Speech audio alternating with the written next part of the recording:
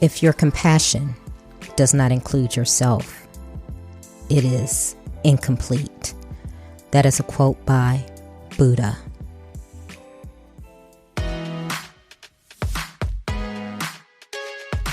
Welcome to Trina Talk. Trina Talk is a weekly podcast that will inspire and empower women of all ages to strive for the impossible. Your host, Trina L. Martin from TrinaMartin.com, is a motivational speaker, leader, and cyber tech expert.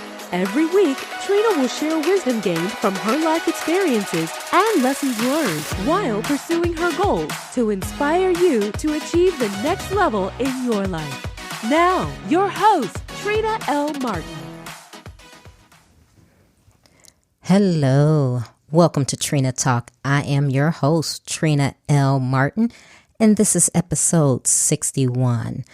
Before I get into this week's episode, I just want to let you guys know that I am so excited. I am 2 weeks out from the launch of my new book, From a Mess to Amazing, 7 Steps to Create the Life You Deserve. And it's going to help you bring the new year in right. If you need some motivation to stay focused and follow through on your goals, change your life, take radical action to transform your life, this is the book for you. So I'm very excited, and it's going to be available everywhere books are sold, from Amazon, Barnes & Nobles, Books A Million. It's out there. So please, please, please, I ask for your support. Go out and get the book. Read it. Hopefully it'll inspire you. Let me know what you think. And I'm so excited, and I'm glad that you have been along with me for the journey. Now on with this week's episode. The topic of this week's episode is You Have a Voice and You Have a Choice. My guest this week is Louise VN Liebenberg. Louise works with motivated men and women to help them uncover and neutralize their unique challenges by creating an empowered outlook through personal life coaching focused on changes in behavior, mindset, perspective, and intention. Louise is an author, a transformational coach, and an adult child syndrome specialist. Hi, Louise. Thank you for being on Trina Talk. Thank you so much for having me, Trina. I'm so excited to be here. It is so amazing to me how we are continents apart, but yet we have come together. Tell the listeners where you are and share your story with everyone listening. Okay, so I'm in South Africa. It's my story started probably the best to say in my childhood, and having had a difficult upbringing. I was an alcoholic, and my mother just made do. She's a single mother, and she just did the best she could. But somehow I fell through the cracks, and I just didn't have a grown-up taking care of me. So I became responsible very young, and I do know it's a story that fits a lot of people. So that's one of the reasons that inspires me to tell this, so that people can be aware that there's a better way and an easier way. But what basically happened is I'm an alcoholic who also has ADD. And our relationship was really good for about 15 years. We were blissfully codependently married. And then it started unraveling. It looked like it was working even when it wasn't working. But when it started unraveling, I tried rescue mode. I tried everything. I firmly believed it was my job to fix it. And I tried. And whatever I tried, I trying harder. And we kept circling back to the same point. And eventually, I didn't know what to try anymore. And I gave up, and I went into helpless and hopeless. Helpless and hopeless is a very dark place. It's not a place that's one for anybody. So at the end of that 2 years, I felt I had nothing to give to anybody, no contribution to make. I basically shut myself off from everybody else. And for just greatest good luck, that managed to get through to me. And I realized that I was becoming my own body, my own physical self, but by where my emotions have managed to get to. And just something said to me, I can't carry on this way. It's absolutely, I don't know what to do. I don't know where to go, but I knew that I couldn't be this unhappy anymore. I couldn't sit and wait for somebody else to change. And I said, let's get a divorce. This is the end of it.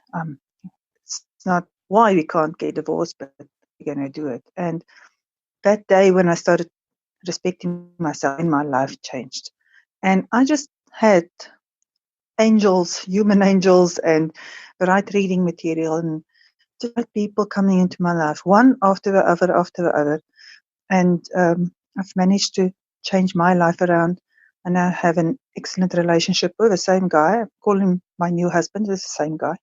And I've been helping other people, leading groups, wrote a book. And it's just phenomenal that from that deep, dark despair, I've managed to get here, where I live every single day, and I'm just so happy, and I don't need anybody to make me happy anymore. I've got all these fantastic tools, and it's just it's a miracle.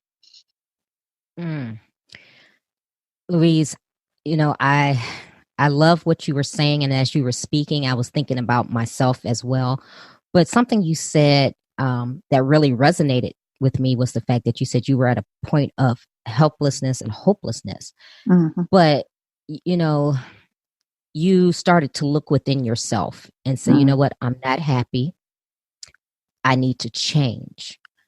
How long did it take you to get to that point? Because for many people, and this could have been you as well, and I know for me, we know this, but a lot of times we know it, but we think it's going to get better, or we don't act on it. We don't do anything. And then finally it comes to a point when we're sick and tired of being sick and tired. No more point. I call it the no more point. So I was struggling in this marriage for 12 years, trying 5 different psychologists. Every single time you think, no, there must be somebody who can help me. You can try somebody else.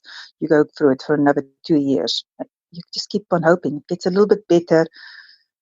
You're back to the same point, and it gets a little bit better. And it's a little bit like emotionally battered wives, because you keep on hoping, and you just, you get the wonderful apologies, the promises, a little bit better behavior, and then you're just back there again. And so you're caught in a cycle of really the whole time putting your hope and your happiness in somebody else's hands. And that's not the way to do it. So I was in that cycle for 12 years. I mean, the 2 years that I gave up, just I can't even think that was me, because that's not who I am. I'm proactive and positive, and I've managed through 12 unhappy years to get up to of 2 years and complete helpless and hopeless. So it was like really overnight.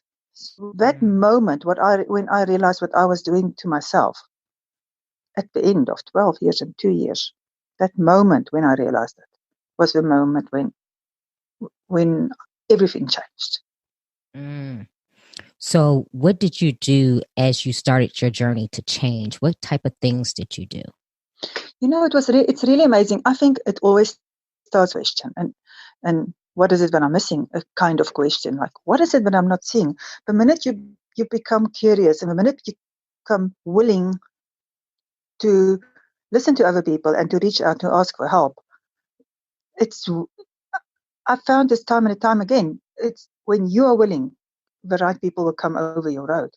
So somebody gave me a pamphlet about adult dysfunctional home syndrome, so it's ACA, and it's gaining traction. More and more people are becoming aware of what it is, but it's basically, if you grew up in a dysfunctional home, then the children become adults before they should, and then those learning patterns that you learn as a child help you, and it works until you're about 19. And then when you go into the adult world, all of these patterns that work so wonderfully well, get you grown up without the support of that you needed. those same patterns will slowly start hampering you. So, like for one pattern, for instance, is that you think because you have to take care of yourself as when you were small, that you have to solve all your problems yourself. Everything is your responsibility. You cannot ask for help, and you cannot show anybody that you are anything else but bulletproof. So what you basically do is you build this big wall around you and this big view of everything is okay. And in the meantime, you just don't get support. You get more lonely and more lonely. And physically, you get more tired and just worn out, and you end up out because you are this bulletproof super person and it's not working. And that whole wall that you build around you is actually what pushed people away from you. And so the very thing that kept you going when you were a child is what messes up your relationships. So it was like a miracle happened the minute when I found out what adult children of dysfunctional homes syndrome was. And I started really researching it. It is a spin-off of AA and Al-Anon. So there's a big book for it, and there's a 12-step program for it. But I couldn't find a support group. There was nobody around, and not a single person who were running a support group. But I found an older lady who's retired, and I phoned her, and she said to me, "Listen, my darling, when I started out, there was absolutely nobody doing this, and I started my own group with one other person, and you can go out and you can do the same." And that's exactly what happened. So I started a friend with a friend. I started a group. The two of us started it together, and then we were 3, and then we were 4, and then we were 5, and we just started going through all the material, and we started implementing the steps, and our own lives started changing because it's very powerful steps, and we suddenly we were asking for support, and we were reaching out, and our lives just changed from there. Wow. And just tell me about some of the doors that started to open for you as you were implementing your steps and doing your self-work. Tell me what you started to see happen. Well, look, the first thing that happened is that my husband, the first time ever, decided that he really do want to work on our relationship. But now we were doing it from a different place, because before it was my responsibility and I wanted to fix it and I believed I could fix it. And all of a sudden it was, "Oh no, mister, we're not doing this anymore. I am fixing me. And if you want to come to the party, choose if you want to fix you or not. But it's not my job. And if you come along for the ride, that's fine and wonderful. If you don't come along for the ride, I'm still going to work on until I'm not a mess anymore." So it came from a very, very different place. And so suddenly we had 2 very willing people who were working on it. That made such a difference. So that was one thing that happened.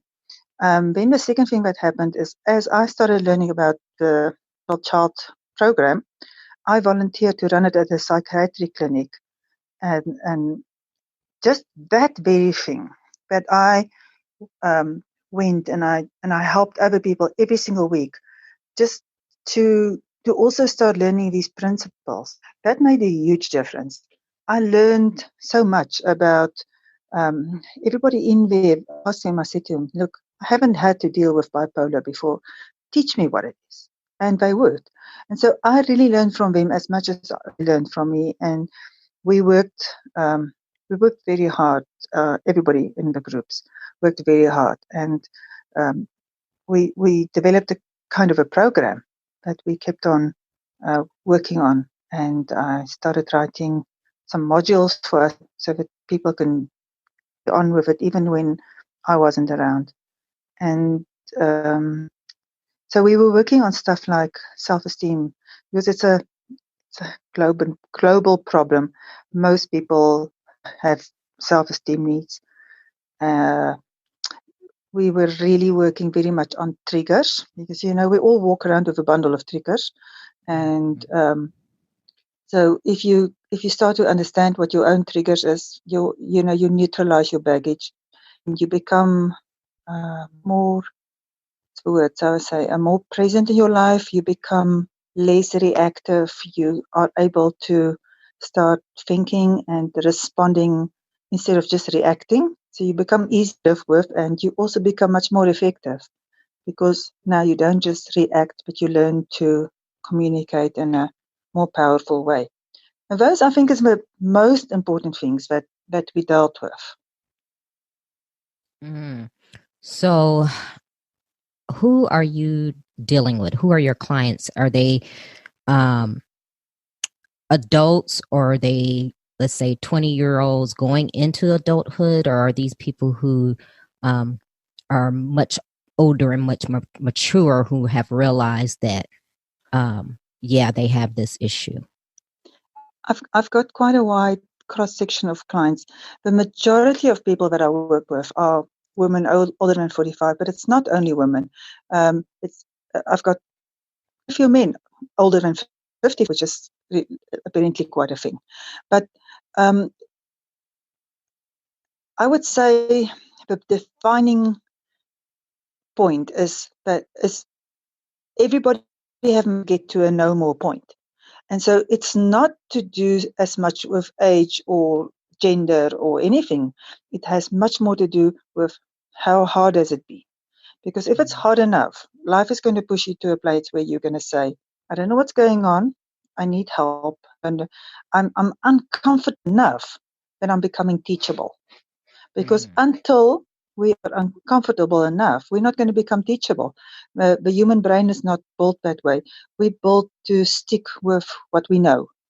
And to actually start working on all this stuff, it's hard work. It's very, very hard work to go delve into your past and to go neutralize your old behaviors. It takes a lot of concentration to change your habits and better coping into it. We just want to tend to just go back to what we know, even if it doesn't work. So it's that point when we get to know more. And when you get that realization that what you're doing right now is not working, and you don't want to do this anymore, you may not even quite know what it is that you want to do, but it's the moment you know, I am uncomfortable enough to do it. So with younger people, it usually happens only after 27. But there's many exceptions, and I do have younger clients. It's just that the younger clients have become uncomfortable enough that they actually want to do the work too. So I'm curious, when you work with adults, and when I say adults, I mean, more mature, not in their 20s or 30s, and you start to work with them and you start to bring these things out and tell them, show them what their triggers are.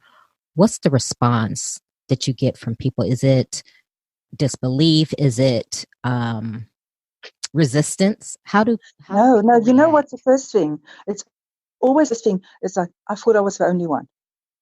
People are so good at hiding all the hardships in their life. People are just so well schooled in looking okay. And so everybody's just walking around looking okay, and we are hiding all of this stuff from each other. But we all have got the same really core mechanisms going on. And we've got the same fears, and we all fear judgment. We all fear being rejected. It's universal. But we don't understand that it's not only us until we talk to one person, or because I like doing group work, doing it in a group setting, and when everybody goes like, me too, me too, me too, yeah, I've been there, that's me exactly. And then you suddenly understand, I'm not the only one. And that, Trina, is just the biggest relief. So I can say overwhelmingly, I get two reactions. The one is relief, and the other one is hope. And hope is big. Yes. Wow. That's really a breakthrough for someone, because like you said, when you're hopeless and you feel helpless, you're willing to, listen and do whatever it takes, because you're at the point of no return. Yeah. Wow. Yeah. So, oh my goodness. So how long do you usually work with your clients? What's your program like? I have amazing. If I work one with people, I have amazing results within 3 to 6 weeks. Mm. I don't work very long. I rather. I'm a counselor. I'm a trained counselor, but I'm also a life coach, and I like that coach. It's because it's a little bit more directive. So it's a little bit more like, okay, understand.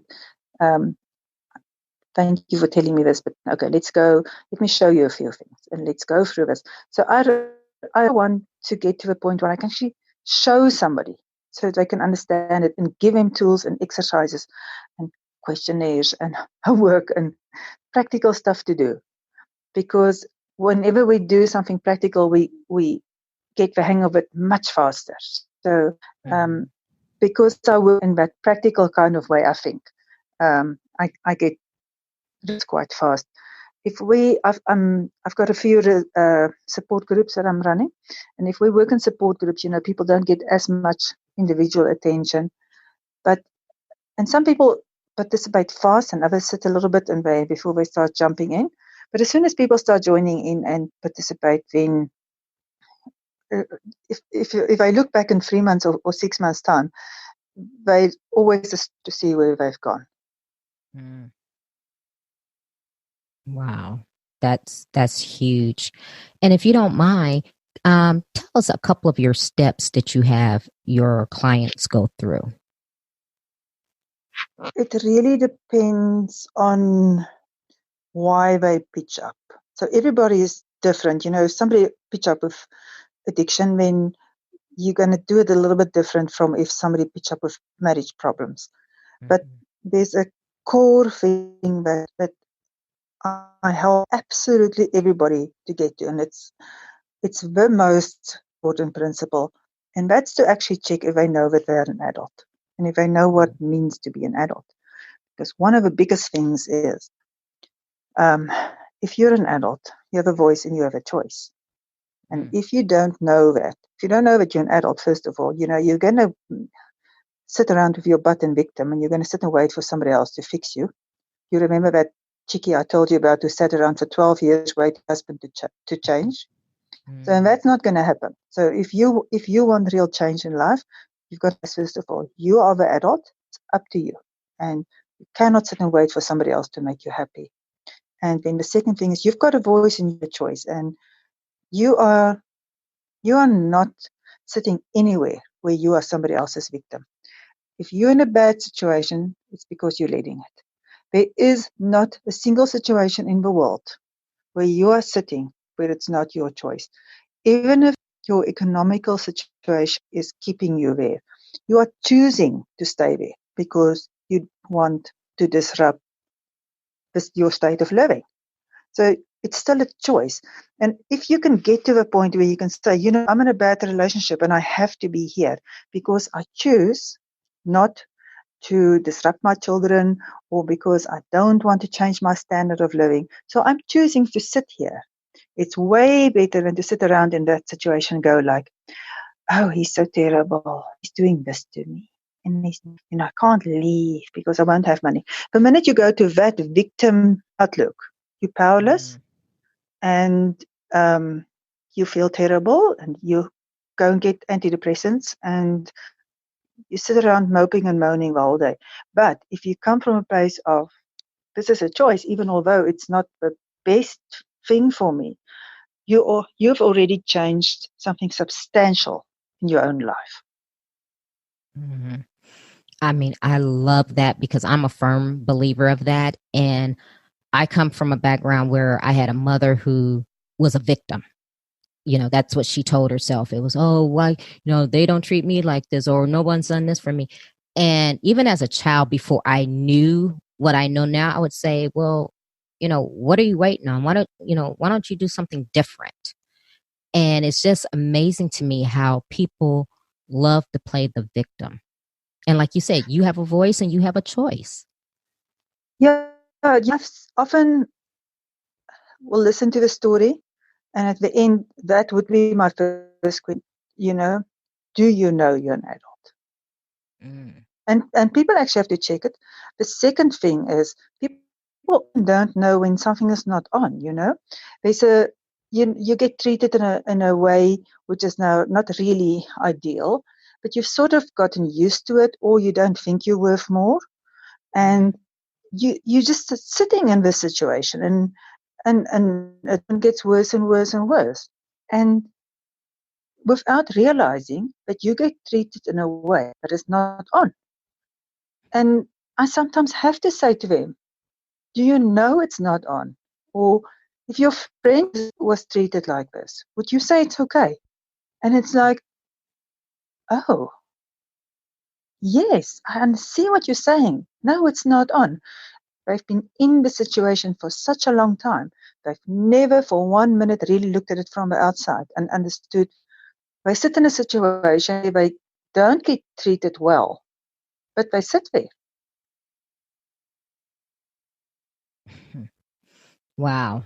And that is something that it's hard. Like you said, it's hard for someone to admit that. And it's all about accountability.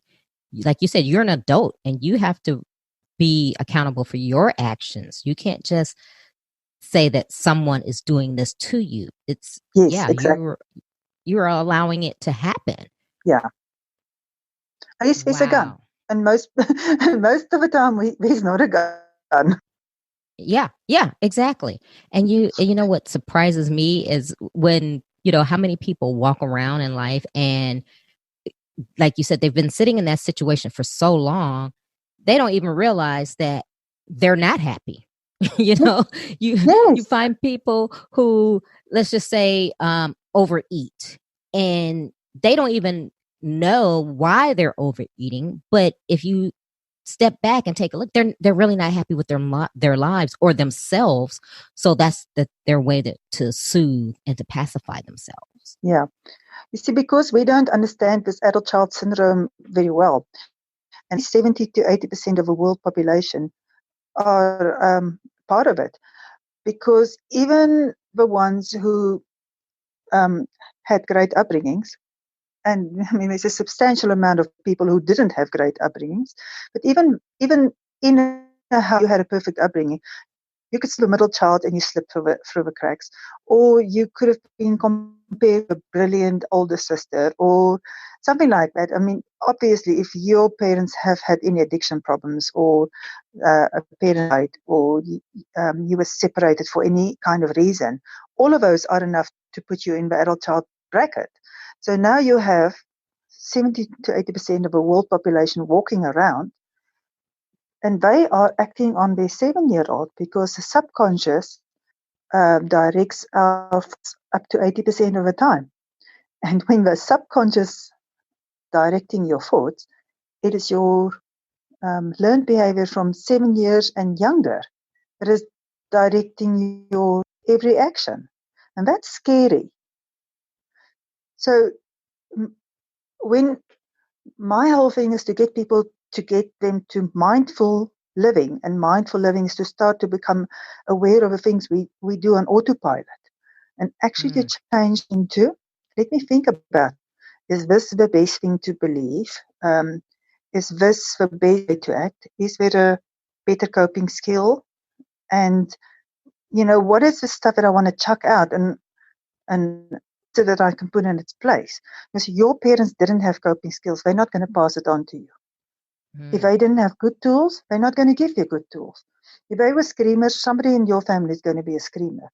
If they were avoiding intimacy, somebody in your family is going to be avoiding intimacy. So we pick up a lot of the behaviors we don't want to, and we don't even realize it.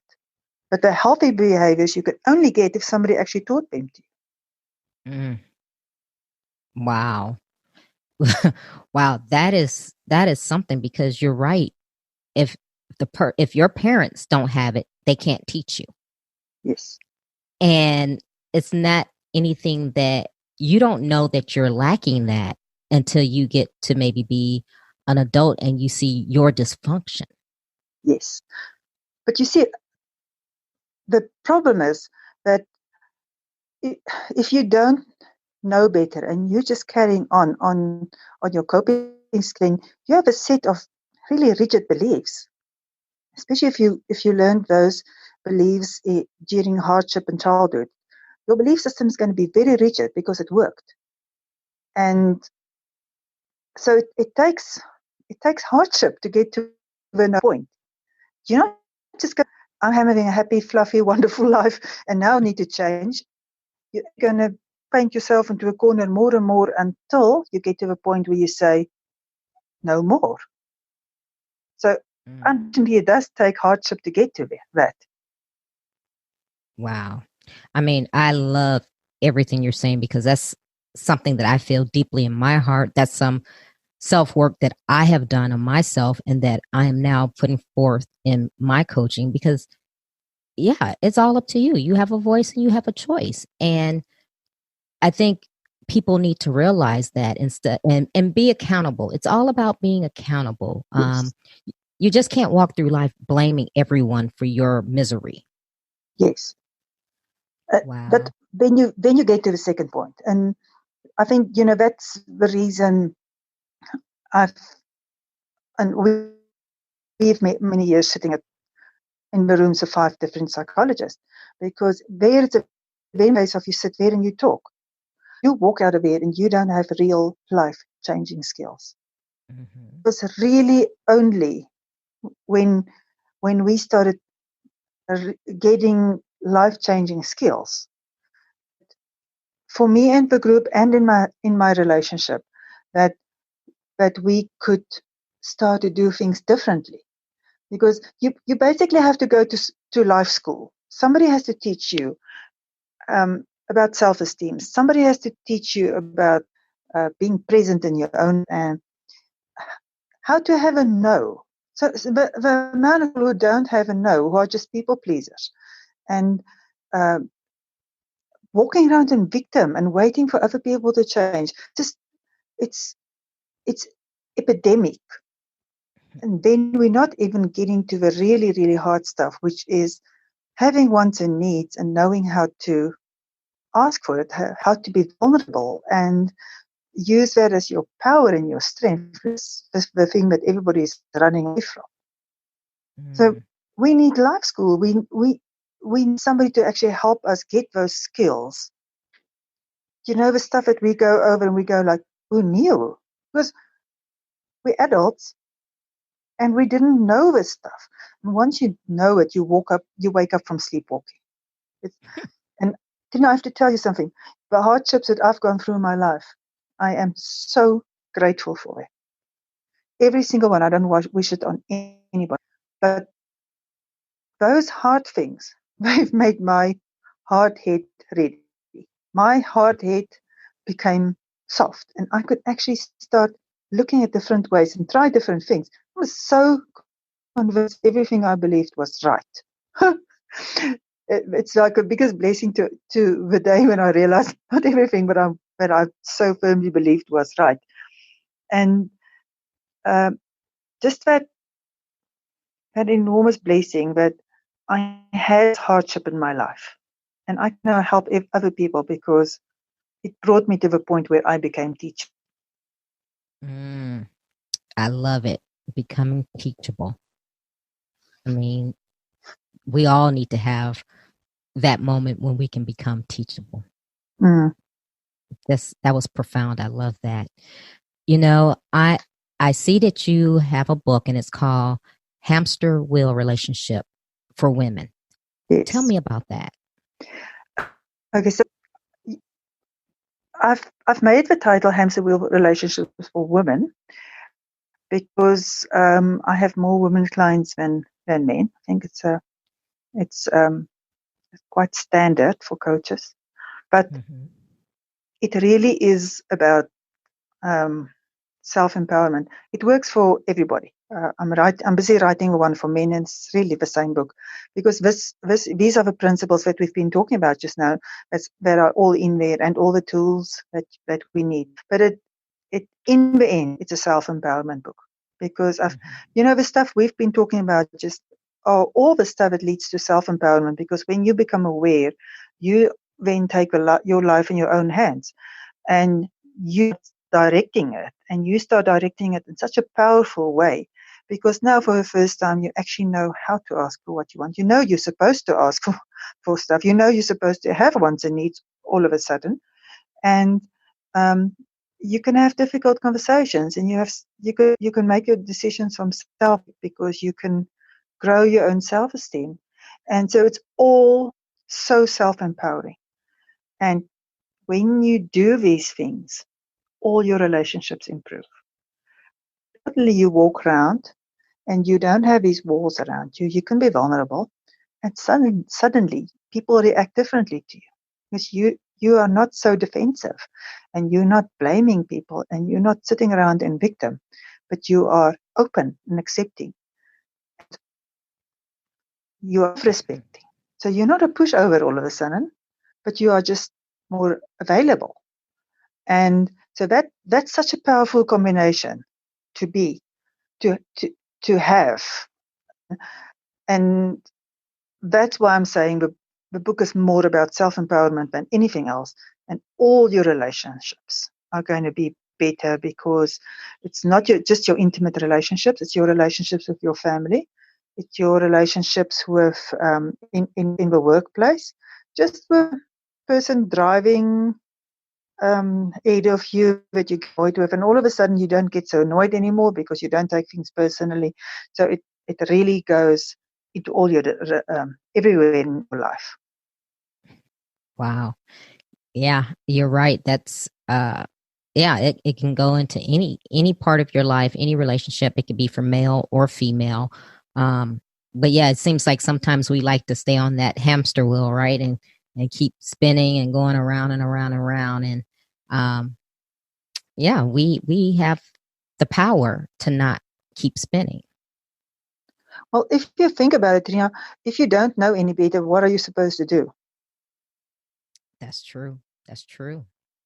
So I always say to people, denial is not about you don't want to know. Denial is really about you don't know any better. Mm.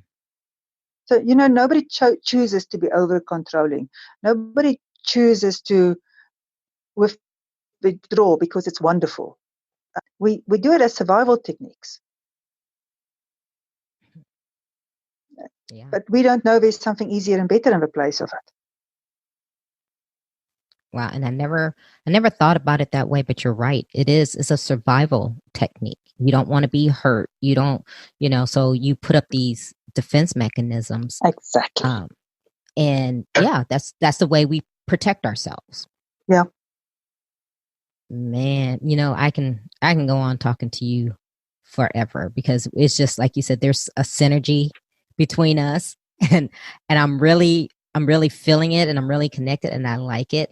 But I'm going to go to the question portion of the show. Okay, the exciting part, the unknown. Yes. Exactly. I'm a little bit scared. Oh, have no fear. Oh, gosh. Okay, so question number 1. Who or what motivates you? The fact that I know that there's somebody out there who is as desperate as I was 12 years ago to get help. Mm. What demotivates you? Nothing. Wow. Nothing. Okay. All right. When was a time that something was said or done to hurt you, but it worked for your good? I have to go very far away. Far back. I'm now the only one who can hurt me if I take stuff personally. So it just doesn't exist anymore, because I just don't take stuff personally anymore. Nobody says stuff to hurt you. It's the way you look at it. It's when somebody else lashes out at you, it's always their own pain. Okay. I didn't think about that either. That was good. What is your fear?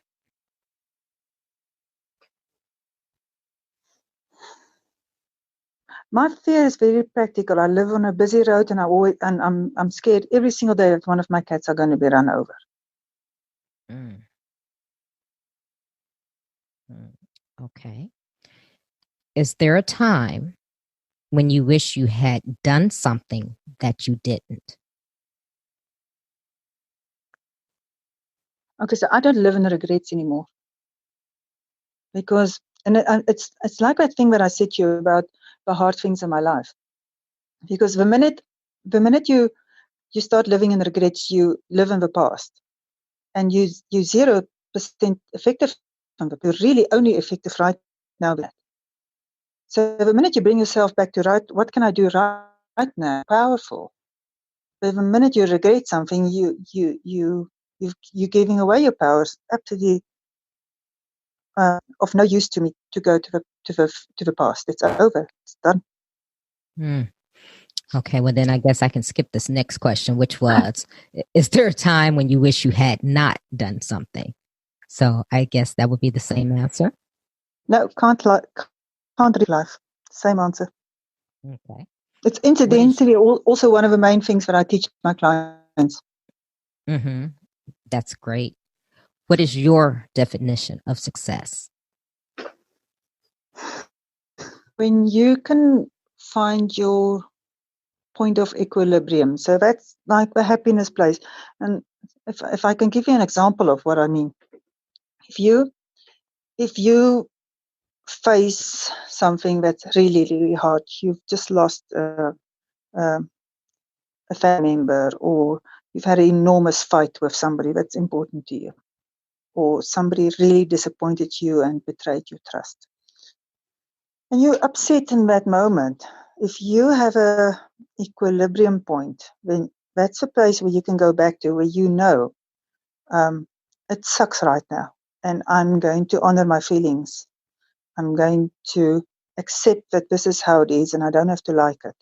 But I have got my equilibrium point to go to when I'm done with this feeling and I've processed it. That's when you're honoring your feelings at the same time, but you also understand that you have got the power in you to go back to happy once you've processed. Okay. That making sense to you? Oh yeah. I mean, you're giving such wisdom that I'm just enjoying listening to you. How do you recharge? I'm an introvert, so I've got to be quiet. So really, anytime when I can just have some time by myself, I like reading. Today we spent the whole day just sitting next to the water, having a picnic, looking at the water. I could have sat there another 3 or 4 days just looking at the water. So it's just introvert recharge by being quiet by themselves. And I'm very happy that I've learned that. And it's one of the pleasures I give myself. I love that, because you know what? I'm an introvert as well. And it's funny because I like doing nothing. I like being at home, being by myself. And just like you said, in the quiet. A lot of people go, oh, well, what, you're not going to do anything. And I'm, no, don't want to do anything. So, yeah. What are you awesome at? Awesome at? I have a long list. What is your most awesomeness? I do stained glass and ceramics, and I have a motorbike, and I go out on long rides, and I'm quite awesome at taking long rides on my motorbike. And I think I'm really awesome at helping people. What legacy do you want to leave? I want more people to know that it doesn't have to be so hard. It fires me up. It makes me get up at 5 o'clock in the morning and start writing.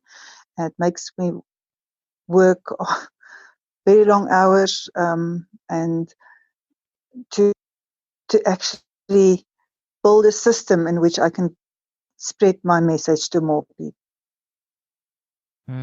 That is a good legacy. Louise, give the listeners one motivational takeaway. I think the biggest one is you've got a voice and you've got a choice.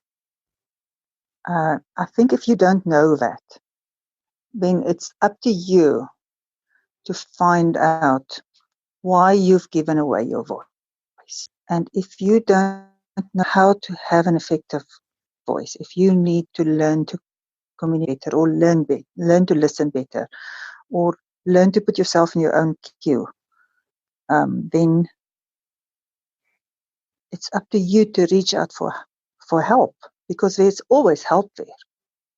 You just reach out. Louise, tell the listeners how they can connect with you, your website, social media platforms, anything. Okay, my website is Infinite Potential. It's infinite potential, really.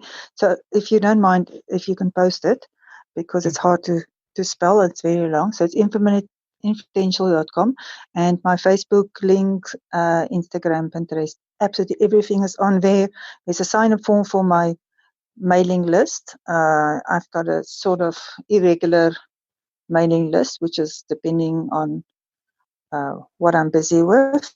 I have a post 3 times a week or 3 times a month, but it's never the 3 times a day variation. And I love it when people email me and reach out to me. I'm working on online courses right now, so I'm putting up online courses on hamster wheel relationships and self-esteem and living your best life. Because I've just done a phenomenal retreat called Living Your Best Life.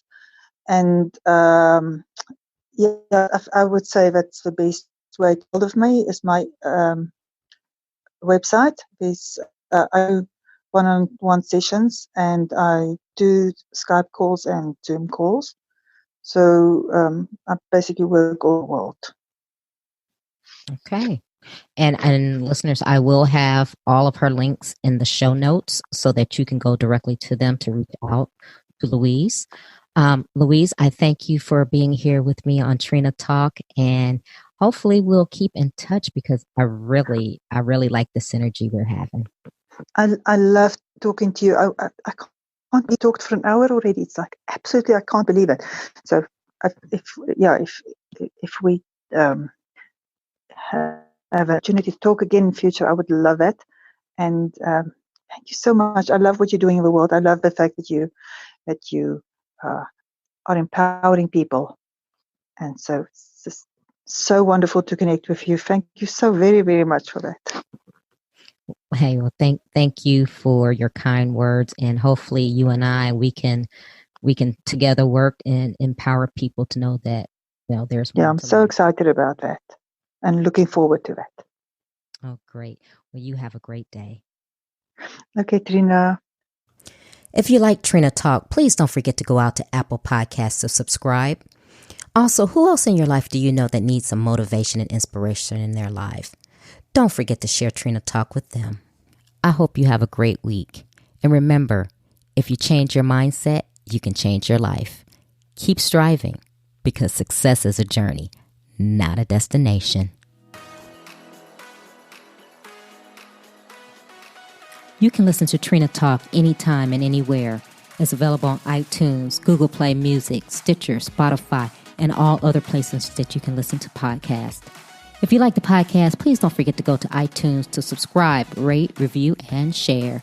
If you have questions for me or need inspiration on how to go to the next level, tweet me directly at Trina L. Martin.